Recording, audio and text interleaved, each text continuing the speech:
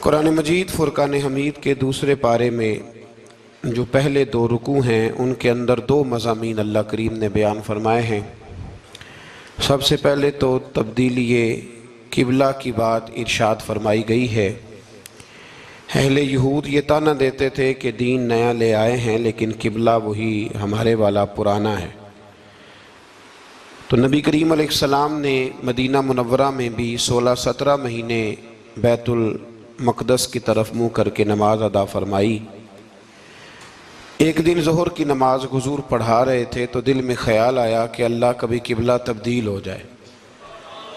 2 رکعتیں حضور نے بیت المقدس کی جانب منہ کر کے نماز پڑھی، اور حضور نے جیسے ہی اپنی توجہ آسمان کی طرف فرمائی تو رب کریم نے فرمایا، محبوب ہم آپ کا بار بار آسمان کی طرف دیکھنا ملاحظہ کر رہے ہیں، آپ جدھر منہ کریں گے ہم ادھر ہی قبلہ بنا دیں گے۔ تو اللہ تبارک و تعالیٰ نے قبلے کو تبدیل فرما دیا اور فرمایا یہ آزمائش ہے، یہ آزمائش ہے پیروی کرنے والوں کے لیے۔ بہت سارے لوگ ایسے ہوں گے جو الٹے پاؤں پھر جائیں گے کہ کل قبلہ اور تھا اور آج قبلہ اور ہے، لیکن بہت سارے ایسے ہیں، بلکہ سارے ہی ایسے ہیں جنہوں نے سوال ہی کوئی نہیں کیا۔ ان کی توجہات کا قبلہ میرے نبی کریم علیہ السلام کی ذات ہے، کوئی سوال نہیں کیا۔ حضور کے پیچھے صحابہ نے نمازیں ادا کی۔ پھر انہی 2 رکوعوں کے اندر اللہ تبارک و تعالیٰ نے اس بات کی بھی وضاحت فرمائی کہ اب مسلمان جہاں کہیں سے بھی آئیں وہ اپنا رخ مسجد الحرام کی طرف کر لیں، بیت اللہ شریف کی طرف کر لیں اور اسی طرف منہ کر کے وہ نماز پڑھیں۔ اور انہی ابتدائی 2 رکوع جو ہیں ان کے اندر اللہ تعالیٰ نے یہ بھی بیان فرمایا کہ مسلمان درمیانی امت ہے، امت وسط ہے، اس کا ہر کام افراط و تفرید سے پاک ہے، یہ ہر کام میں معتدل ہے۔ اور اسی کے اندر اللہ نے یہ بھی بیان فرمایا کہ قیامت میں باقی جو ساری امتیں ہوں گی وہ سرے سے مکر ہی جائیں گی کہ ہمیں تو کسی نے تبلیغ کی نہیں، وہ اپنے انبیاء کرام علیہ السلام کا تبلیغ کرنا بھول ہی جائیں گے، وہ مکر جائیں گے۔ تو رب کریم پھر نبی کریم علیہ السلام کی امت کو ارشاد فرمائے گا کہ کیا تم گواہی دیتے ہو کہ نبیوں نے تبلیغ کی؟ تو اللہ تبارک و تعالیٰ اس امت کے علماء کی، صلحاء کی، صوفیاء کی، اولیاء کی گواہی پرانے انبیاء کرام کے حق میں قبول فرمائے گا۔ یہ قرآن مجید پڑھ رہا ہوں، اس امت کے اولیاء، صوفیاء، علماء، راسخون فی العلم، یہ لوگ اٹھ کے گواہی دیں گے کہ ہاں اے اللہ، انبیاء کرام نے تبلیغ کی تھی اور تیری دعوت کو انہوں نے لوگوں تک پہنچایا تھا۔ تو اس وقت باقی ساری قومیں یہ بھی اعتراض کریں گی کہ اللہ یہ تو بعد میں آئے تھے، انہیں کیسے پتہ چلا کہ ہمارے انبیاء نے تبلیغ کی ہے؟ تو رب فرمائے گا ہاں بھی بتاؤ تمہیں کیسے پتہ چلا؟ اور امت بول کے کہے گی ہمیں مدینے والے محبوب نے بتایا ہے، ہمیں نبی کریم نے بتایا ہے، شہداء علی الناس۔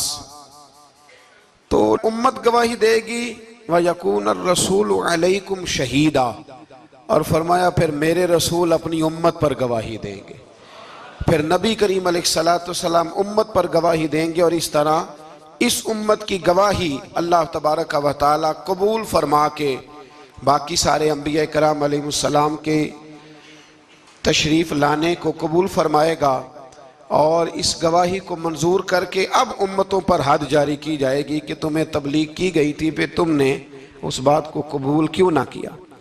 پھر جب ہم بڑھتے ہیں نا دوسرے سے تیسرے رکوع کی جانب، تو اس میں اللہ تبارک و تعالیٰ نے دوسرے رکوع سے پہلے ایک بڑا خوبصورت فرمان جو بڑا زبان زد خاص و عام ہے، ارشاد فرمایا فَاذْكُرُونِي أَذْكُرْكُمْ، تم مجھے یاد کرو میں تمہیں یاد کروں گا، وَاشْكُرُوا لِي وَلَا تَكْفُرُونَ، اور میرا شکریہ ادا کرو ناشکری نہ کرو۔ وہ پیر مہر علی شاہ صاحب کتھے مہر علی، کتھے مہر علی، کتھے وہ پیر صاحب پاک پتن شریف تشریف لے گئے تو وہاں نعرہ لگ رہا تھا حق فرید یا فرید۔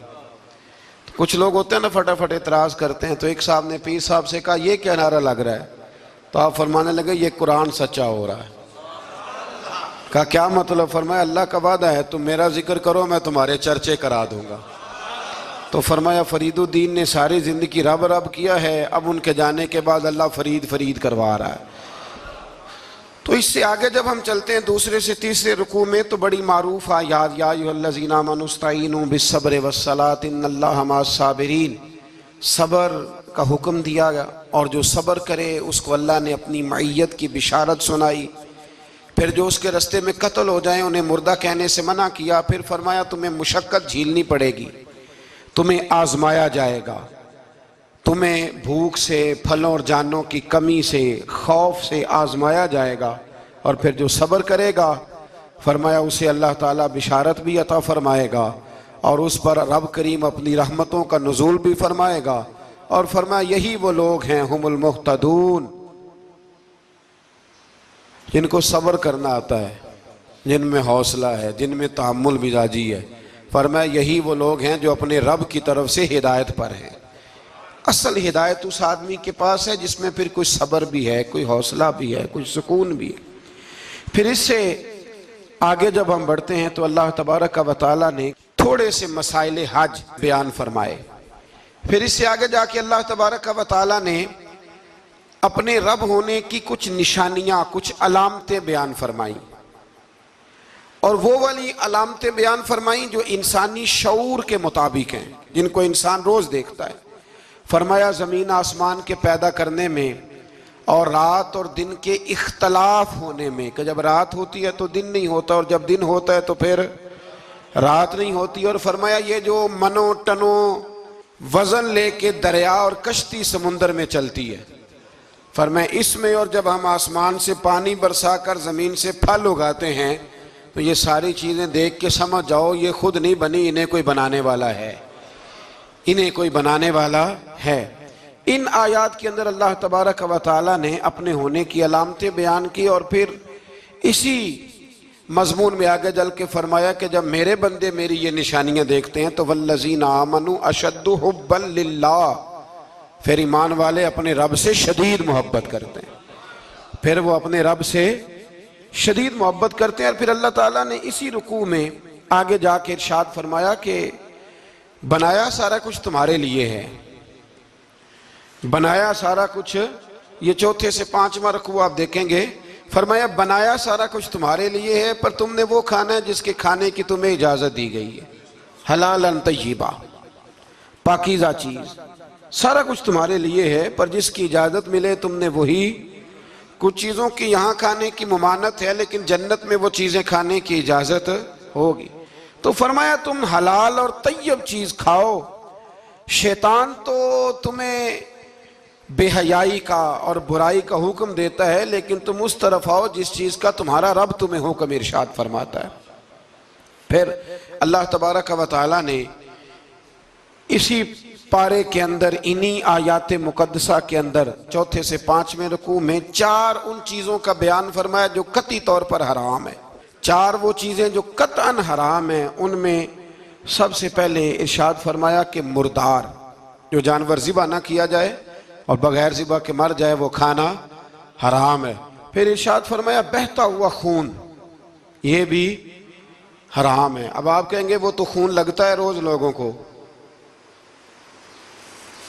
وہ تو لگتا ہے، بوتلوں کی بوتلیں نوجوان خون دیتے ہیں۔ تو اس میں ہمارے بزرگوں نے مسئلہ یہ بیان فرمایا کہ ضرورت کے لیے دینا جائز ہے، مجبوری ہو تو پھر خون دینا، جس طرح انسان مر رہا ہو تو اس کے لیے مردار کھانا بھی جائز ہے۔ تو کوئی بیمار، اتنا بیمار کہ اب ڈاکٹر کہے کہ سوائے خون کے کوئی اور چارہ نہیں ہے تو وہ دینا جائز ہے، بالکل، جو دے گا اللہ اسے اجر بھی عطا فرمائے گا۔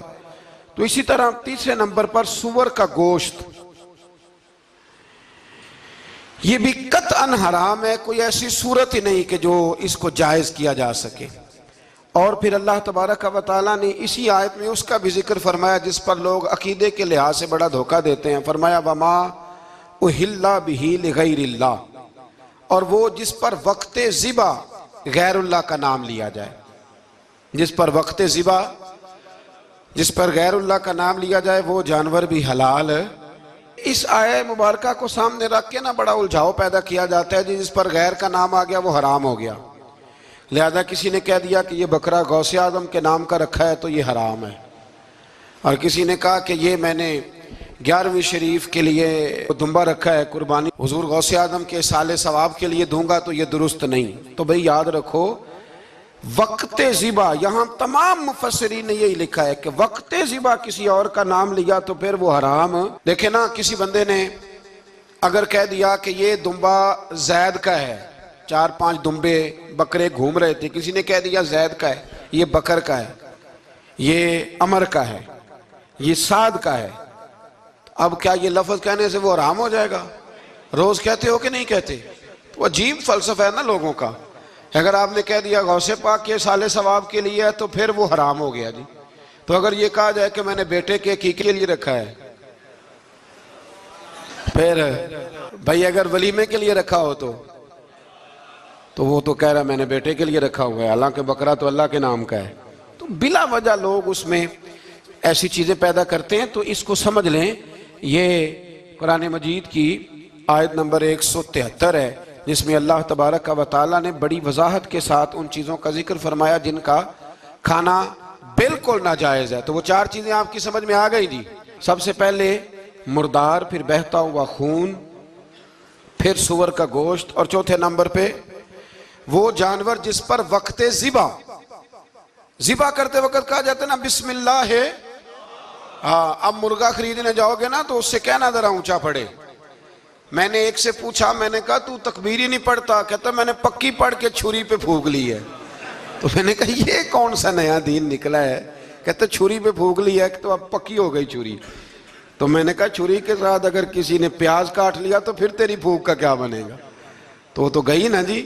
تو اس لیے یہ جانور جب حلال ہوگا جب کہا جائے گا بسم اللہ ہے، اللہ اکبر۔ پھر آگے 5 سے 6 رکوع میں جو پہلی آیت ہے نا، اس میں اللہ تعالیٰ نے ایک چیز کے بارے میں نصیحت فرمائی ہے۔ جب یہ قبلے کی تبدیلی کی بات ہوئی تو یہودی بھی اپنے قبلے پر اصرار کرنے لگے، عیسائی بھی اپنے قبلے پر اصرار کرنے لگے۔ وہ کہنے لگے مشرق کی جانب منہ کر کے نماز پڑھنی ہے، یہ کہنے لگے مغرب کی جانب منہ کر کے نماز پڑھنی ہے۔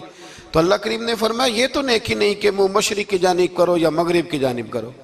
تو یا اللہ نیکی کیا ہے؟ فرمایا نیکی وَلَكِنَّ الْبِرَّ مَنْ آمَنَ بِاللَّهِ وَالْيَوْمِ الْآخِرِ، فرمایا نیکی تو یہ ہے کہ اللہ اور آخرت پر ایمان لاؤ۔ نیکی ایمان کا نام ہے۔ پھر فرمایا فرشتوں پر، کتابوں پر، نبیوں پر ایمان لاؤ، اور اپنا مال خرچ کرو اللہ کی محبت میں، رشتہ داروں پر، یتیموں پر، مسکینوں پر، مسافروں پر، مانگنے والوں پر، غلام آزاد کرانے کے لیے۔ اور فرمایا نیکی تو یہ ہے کہ نماز قائم کرو، زکوٰۃ ادا کرو، اپنے وعدے پورے کرو جب تم وعدہ کر لیتے ہو، اور جب تمہیں کوئی مصیبت پہنچے اس پر صبر کرو۔ فرمایا اولئک الذین صدقوا، یہ وہ لوگ ہیں جو نیکی کے دعوے میں سچے ہیں، جو ایمان بھی لائیں، خرچ بھی کریں، مصیبت پر صبر بھی کریں۔ یہ وہ لوگ ہیں جو ایمان کے دعوے میں سچے ہیں۔ وَأُولَئِكَ هُمُ الْمُتَّقُونَ، اور یہ وہ لوگ ہیں جو پرہیزگار ہیں اللہ سے۔ آگے یہ آیت جس میں اللہ نے قصاص کا حکم دیا ہے، بدلہ لینے کا۔ یہ حکم اسٹیٹ کے لیے ہے، حکمرانوں کے لیے۔ فرمایا کہ جب کوئی شخص کسی کے ساتھ کوئی ظلم کرے تو پھر اس کا بدلہ لو۔ تو کس طرح بدلہ لینا ہے؟ فرمایا الحر بالحر والعبد بالعبد والانثى بالانثى، آزاد کے بدلے آزاد، غلام کے بدلے غلام، عورت کے بدلے عورت۔ ہاں اگر کوئی وارث معاف کر دے تو بات الگ ہے، ورنہ بدلہ لو۔ اور قرآن مجید نے یہاں ارشاد فرمایا کہ اگر تم بدلہ لوگے تو زندگی ملے گی، تمہیں زندگی ملے گی۔ اگر حکمران مجرموں کو سزا دیں گے تو باقی لوگوں کی زندگی محفوظ رہے گی، بچے گی۔ حکم دیا گیا یہاں کہ بدلہ لیا جائے۔ پھر جب ہم 6 سے 7ویں رکوع کی طرف چلتے ہیں تو اس میں اللہ نے روزے کا حکم دیا، رمضان کی فضیلت بیان کی، اور ارشاد فرمایا گیا کہ جو روزہ نہ رکھ سکے وہ فدیۃ طعام مسکین، جو تو مریض ہو، بیمار ہو، وہ تو اتنے روزے جو ہے وہ اگلے دنوں میں رکھ لے۔ اور آگے جا کے یہ بھی بتایا گیا کہ جو زیادہ ہی بیمار ہو پھر وہ 1 مسکین کا فدیہ دے دے، کھانا دے دے۔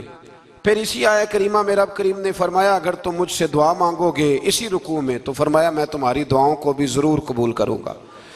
پھر اسی میں بتایا گیا کہ رات کے وقت تمہیں کھانے کی بھی اجازت ہے اور عمل زوجیت کی بھی تمہیں اجازت دی جاتی ہے۔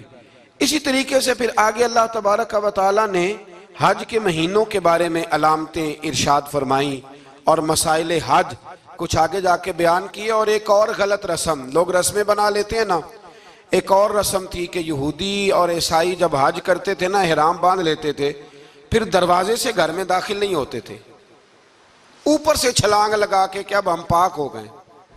تو دروازہ چونکہ گناہگار ہے، اس کے بیچ سے گناہگار آتے جاتے رہے ہیں، لہٰذا دروازے سے نہیں گزرتے تھے. تو اللہ کریم نے فرمایا یہ کوئی نیکی نہیں، یہ کوئی طریقہ نہیں کہ تم دروازوں سے نہ گزرو. وَلَٰكِنَّ الْبِرَّ مَنِ اتَّقَىٰ، دروازے کے اوپر سے چھلانگ لگانا نیکی نہیں، بلکہ نیکی تو یہ ہے کہ اللہ سے ڈرنا شروع کر دو. حج کے بعد پاک صاف ہو جاؤ، ڈرنا شروع کرو، یہ اصل میں نیکی ہے. تو پھر اللہ تبارک و تعالیٰ نے حج کے مسائل کافی تفصیل کے ساتھ، چونکہ وہ فقہی مسائل ہیں اور پوری اس کی جزیات ہیں، لہذا وہ ایک نشست میں کرنے کی بات نہیں. تو رب کریم نے وہاں مشعر حرام کا بھی ذکر فرمایا اور ان سب چیزوں کی طرف نشاندہی فرمائی جن پر توجہ کرنا امت مسلمہ کے لیے بڑا ہی ضروری ہے. پھر آگے 8ویں رکوع تک یہ باتیں مختلف انداز میں چلتی رہیں. پھر 9ویں سے 10ویں رکوع میں ایک بات رب کریم نے یہ ارشاد فرمائی کہ میں نے کافروں کی نظر میں نا، جب انہوں نے میری نافرمانی کی ہے، میرے کلمہ نہیں پڑھا، میرے محبوب کو نہیں مانا، قرآن مجید کو نہیں مانا، تو فرمایا میں نے دنیا کی زندگی ان کے سامنے مزین کر دی. یہ بڑی سمجھنے والی بات.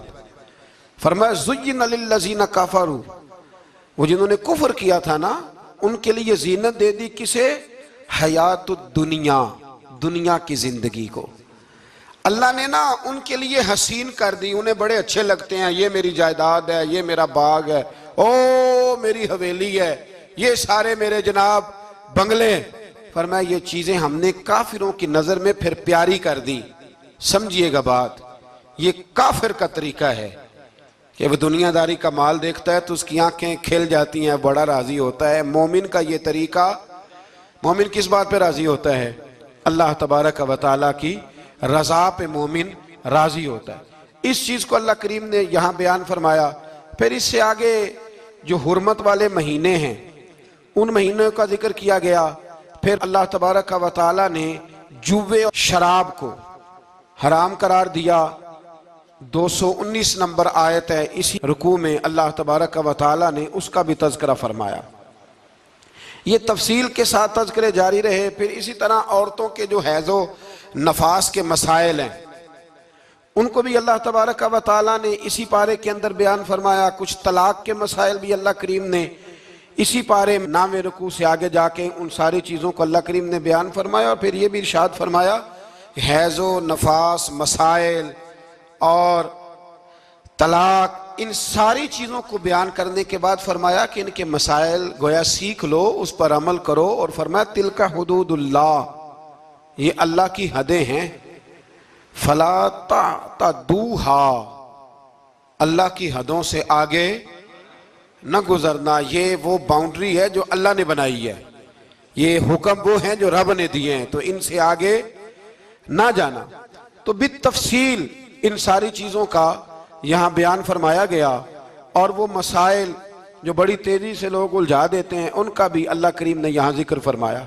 بیچ میں کچھ آیات ایسی ہیں جو زیادہ توجہ کے قابل ہیں اور ہماری روزمرہ کی زندگی میں ہمیں ان کی بڑی اشد ضرورت ہے، جو اگرچہ مسائل فقہ تو نہیں لیکن ضرورت کے لحاظ سے، روزمرہ کے اخلاقی رویوں کے لحاظ سے اس کی بڑی ضرورت ہے. ان چند آیات کا بھی ہم نے انتخاب کیا، انشاءاللہ اس پر بھی کچھ بات کرتا ہوں. اس پارے کے آخر میں نا اللہ کریم نے ایک واقعہ بیان فرمایا ہے.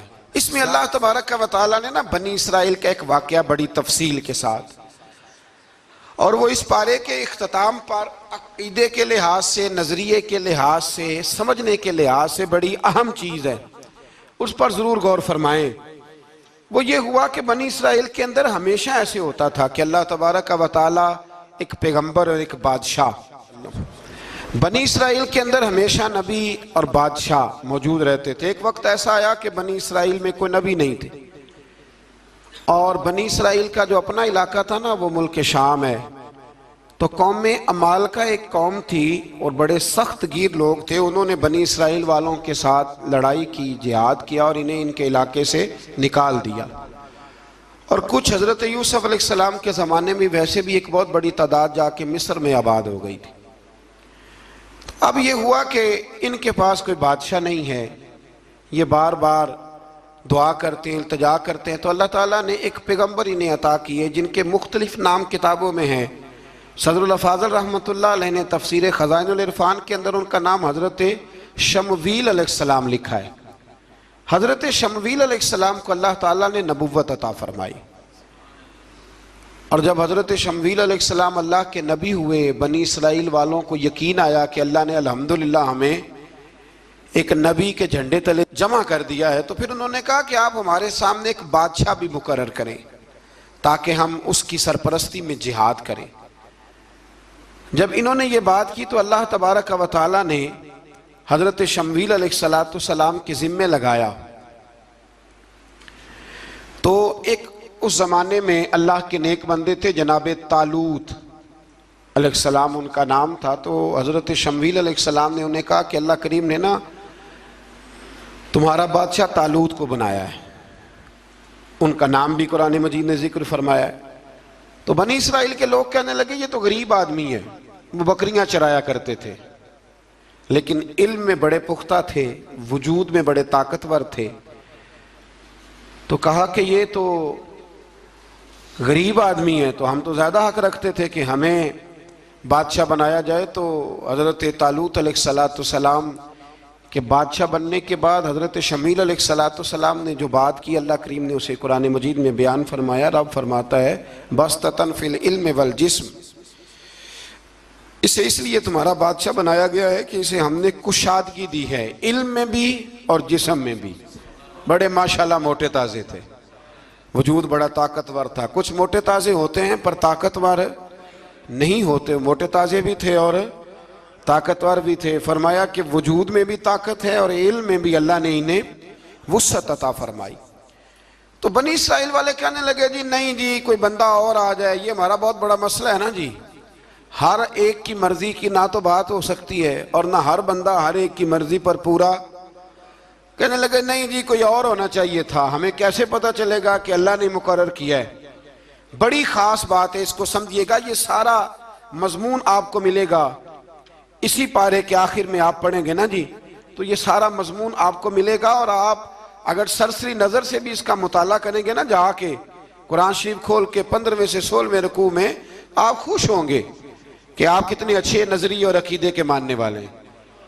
تو جب کہا نا کہ طالوت کو ہمارا بادشاہ بنایا گیا تو دلیل کیا ہے؟ تو قرآن کہتا ہے کہ حضرت شمویل علیہ السلام نے فرمایا کہ تمہارا ایک تابوت تھا، ایک صندوق تھا تمہارے پاس، وہ صندوق تمہارا قوم عمالقہ اٹھا کے لے گئی تھی، ان کے بادشاہ ہونے کی دلیل یہ ہے کہ اللہ تمہارا وہ صندوق تمہیں واپس کر دے گا، وہ تمہارا صندوق تمہیں واپس کر دے گا۔ اس صندوق میں کیا ہے؟ وہ حضرت آدم جنت سے ساتھ لے کے آئے تھے، اس میں تھا کیا؟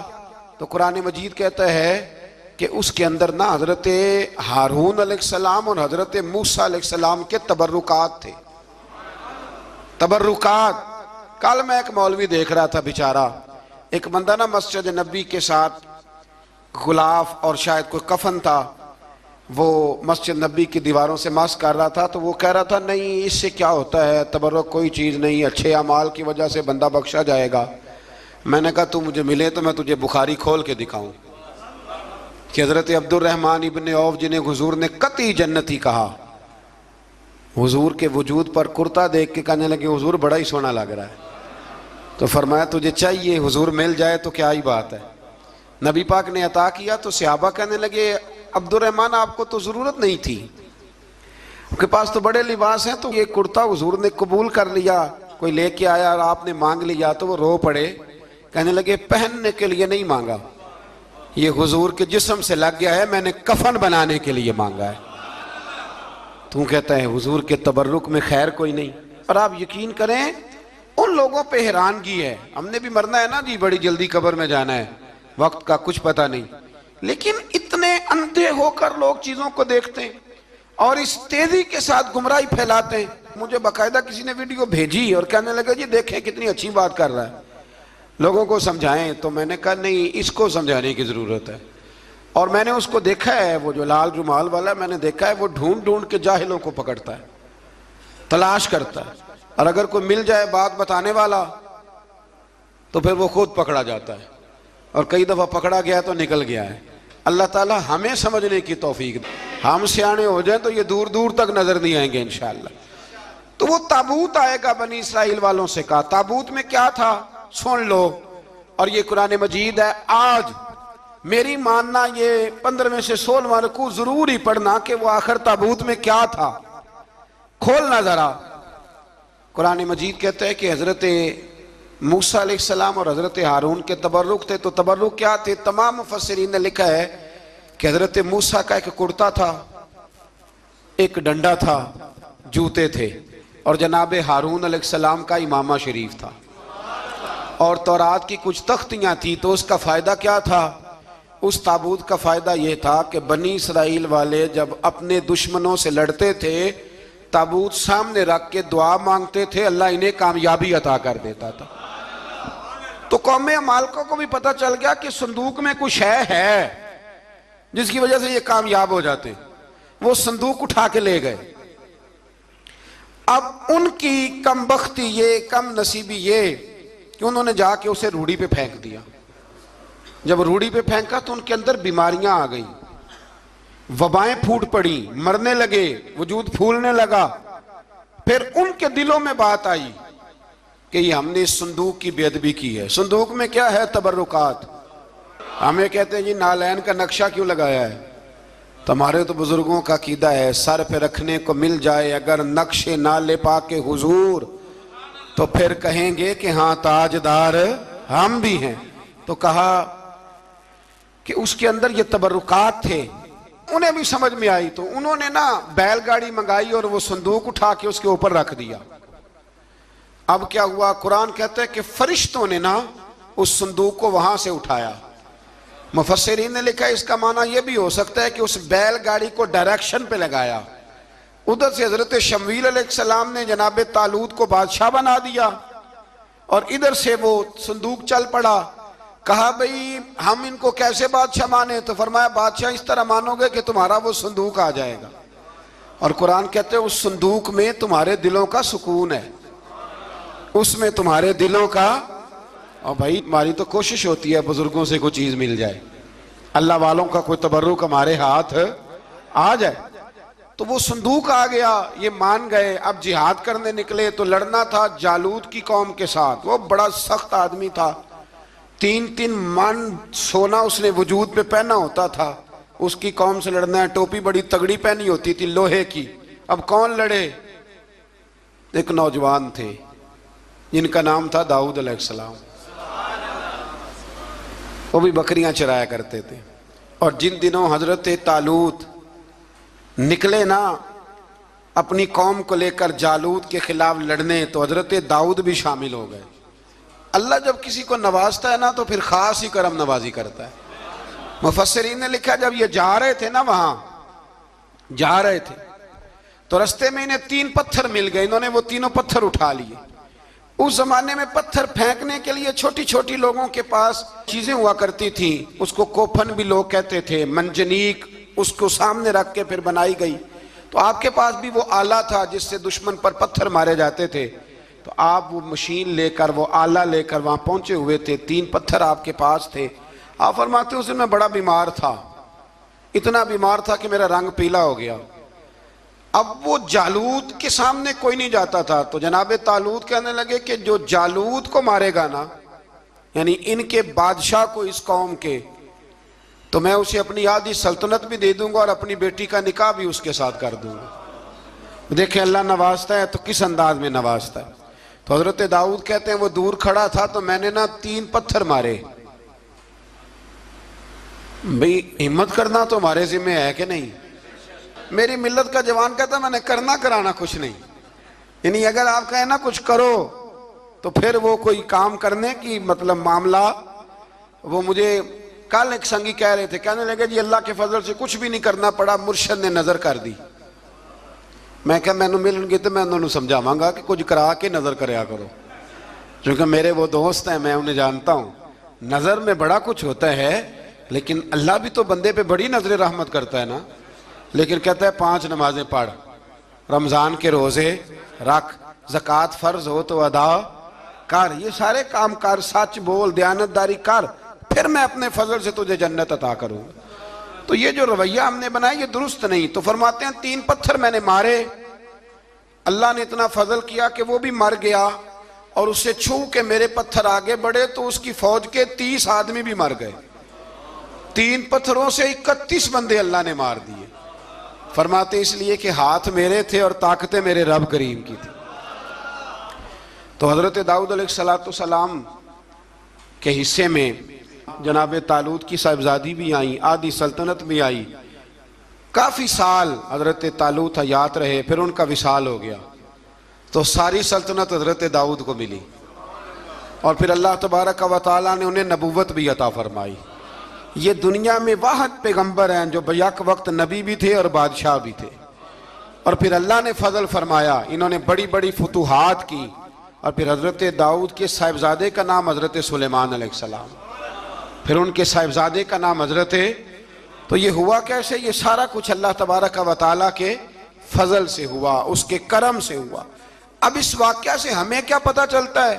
ہمیں یہ پتہ چلتا ہے کہ رب جب فضل فرمائے نا کسی پہ بھی، تو ہمیں اس بندے کو دیکھ کے راضی ہونا چاہیے، کوئی شکوہ نہیں کرنا چاہیے. اور دوسری بات یہ سمجھ لینا چاہیے کہ حکومتیں، مال، دولت یہ صرف سیاستوں سے نہیں ملتی، یہ خدا کے فضل سے ملتی. اور یہ بھی سمجھ لینا چاہیے کہ جو بزرگوں کے تبرکات ہوتے ہیں ان کی کیا ہی بات ہوتی ہے. چند باتیں ایسی تھیں کہ میرا دل کرتا تھا ان کو دہرایا جائے، اور خاص کر کے ان باتوں پر توجہ کی جائے. یہاں نا اللہ تبارک و تعالیٰ نے ان باتوں میں سے ایک بات کا ذکر فرمایا ہے. یہاں 207 نمبر جو آیت ہے نا اسی پارے کی، اس میں اللہ کریم نے فرمایا کچھ لوگ ایسے ہیں جو اپنی جانیں ہی اللہ کے حوالے کر دیتے ہیں. زندگی کا مقصد دین ہوتا ہے، لٹا دیتے ہیں. یہ نازل کب ہوئی؟ یہ آیہ مبارکہ حضرت صہیب رومی کے بارے میں نازل ہوئی. حضرت صہیب رومی رضی اللہ تعالیٰ عنہ بڑے مالدار تھے. مکے سے جب چلے نا تو سارا مال مکے میں چھوڑ دیا، اس لیے کہ اللہ کے رسول مدینے چلے گئے. فرماتے ہیں پھر میں نے مال و دولت کی پرواہ نہیں کی، پھر میں نے یہ سوچا کہ میں نے اپنے حبیب کے پاس جانا ہے. سارا مال ایک جگہ پہ دبایا، اور فرماتے ہیں میں مدینہ طیبہ کے لیے جب نکلا تو کفار نے، قریش مکہ نے روکا، ہم نہیں جانے دیں گے. تو حضرت صہیب رومی فرمانے لگے بھی سنو، میں کمزور نہیں، میں طاقتور آدمی ہوں، اور تم میں سے کوئی ایسا مائی کا لال نہیں جو تیر چلانے میں مجھ سے زیادہ سیانا ہو، تلوار چلانے میں مجھ سے زیادہ عقل مند ہو. جانا مدینے میں نے ہے. اب یہ ہے کہ تم بتاؤ میرے ساتھ تیروں تلواروں سے لڑو گے یا میں تمہیں ایک سودا بتاؤں وہ سودا کرو گے؟ قریش کہنے لگے سودا کیا ہے؟ کہنے لگے میرا بڑا مال ہے، میں مکے میں دفن کر کے آیا ہوں، تم مجھے مدینے جانے دو، میں تمہیں سارے مال کا پتہ بتا دیتا ہوں. ہزاروں لاکھوں میں تھا مال تجارت. دیکھیں جب صحابہ مدینے جاتے تھے تو کتنی قیمت دے کے جایا کرتے تھے. تم مجھے جانے دو، میں تمہیں وہاں کا پتہ بتاتا ہوں. انہوں نے کہا جی بات ٹھیک ہے، آپ پتہ بتا دیں. حضرت صہیب نے ساری زندگی کی جمع پونجی ہزاروں لاکھوں میں ساری دے دی اور مدینے کے لیے تیار ہو گئے. اللہ کریم نے اس بات کو بڑا ہی پسند فرمایا اور فرمایا وَمِنَ النَّاسِ مَن يَشْرِي نَفْسَهُ ابْتِغَاءَ مَرْضَاتِ اللَّهِ. فرمایا کچھ لوگ ایسے ہیں جو اپنی جانیں بیچ دیتے ہیں اللہ کی رضا حاصل کرنے کے لیے. اپنی جانیں بیچ دیتے ہیں. نَفْسَهُ ابْتِغَاءَ مَرْضَاتِ اللَّهِ، اللہ کی رضا حاصل کرنے کے لیے اپنی جانوں کو بیچ دیتے ہیں. تو فرمایا پھر اللہ کیا کرتا ہے؟ فرمایا واللہ رؤوف بالعباد، پھر اللہ بھی اپنے بندوں پر بڑا ہی رحم فرمانے والا ہے. جب یہ سارا مال دے کے مدینے پہنچے نا تو ان کے استقبال کے لیے جناب عمر پہلے سے موجود تھے. حضرت عمر ریسیو کر کے نبی کریم کی بارگاہ میں لے گئے تو فرماتے ہیں حضور نے مجھے دیکھتے ہی فرمایا صہیب زندگی میں تم نے بڑی تجارتیں کی ہوں گی، پر یہ جو تم نے سودا کیا ہے نا یہ بڑا ہی نفع والا کیا ہے. یہ جو سودا فرمایا یہ تو نے بڑا. تو دین کے لیے جب آپ کوئی کام کرتے ہیں تو یہ سودا بڑا نفع والا. ایک مضمون اور یہاں ہے، 216 نمبر آیت میں، وہ بھی بڑا ہی سمجھنے والا ہے۔ اللہ کریم نے جب جہاد فرض کیا نا تو فرمایا کتب علیکم القتال، ہم نے تم پر قتل کرنا، قتال کرنا فرض کیا ہے۔ فرمایا ہو سکتا ہے تمہیں یہ کراہت محسوس ہو، مشکل لگے، برا لگے۔ ایک بات جو آج کی نصیحت ہے اور مضامین قرآن جو ہم سیکھ رہے ہیں اس کے اندر سے ہمیں یہ خاص چیز ہے جس کو سمجھنا چاہیے۔ اللہ کریم نے فرمایا کہ تم پر جہاد فرض کیا گیا ہے، وَهُوَ كُرْهٌ لَكُمْ، ہو سکتا ہے تمہیں ناپسند ہو، تو ایک نہ ساری زندگی کے لیے ایک نصیحت کر دی۔ فرمایا وَعَسَىٰ أَن تَكْرَهُوا شَيْئًا، ہو سکتا ہے تم کسی چیز کو ناپسند کرو، وَهُوَ خَيْرٌ لَكُمْ، اور وہ تمہارے لیے اچھی ہو۔ اللہ اکبر، یہ وہ بات ہے اگر سمجھ میں آ گئی تو کلیجہ ٹھنڈا ہو گیا، زندگی سکون میں آ گئی۔ فرمایا ہو سکتا ہے تم کسی چیز کو ناپسند کرو اور وہ تمہارے لیے بہتر ہو۔ وَعَسَىٰ أَن تُحِبُّوا شَيْئًا، ہو سکتا ہے تم کسی چیز سے محبت کرو، وَهُوَ شَرٌّ لَكُمْ، اور وہ تمہارے لیے بری ہو، اچھی۔ بس میرے رب نے ایک بات مسلمان کو بتا دی تو جینے کے لیے بڑی کافی ہے۔ فرمایا تم میرے اور میرے رسول کے حکم پر چلو۔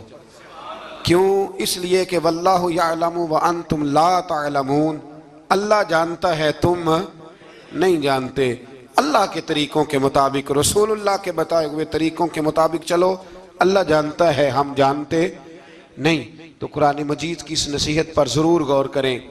ایک شخص نے ایک دفعہ اپنی بیوی کی بڑی شکایتیں کی نبی کریم کی بارگاہ میں، تو رسول کریم علیہ السلام نے فرمایا ہو سکتا ہے اللہ تمہیں اس میں سے ایسی اولاد عطا کر دے جو تیرے لیے باعث خیر ہو۔ جو چیزیں ہم ناپسند کرتے ہیں بعض اوقات اسی میں سے اللہ تعالیٰ ہمارے لیے خیر کر دیتا ہے۔ اللہ ہمیں سمجھنے کی توفیق عطا فرمائے۔ آخر دعوانا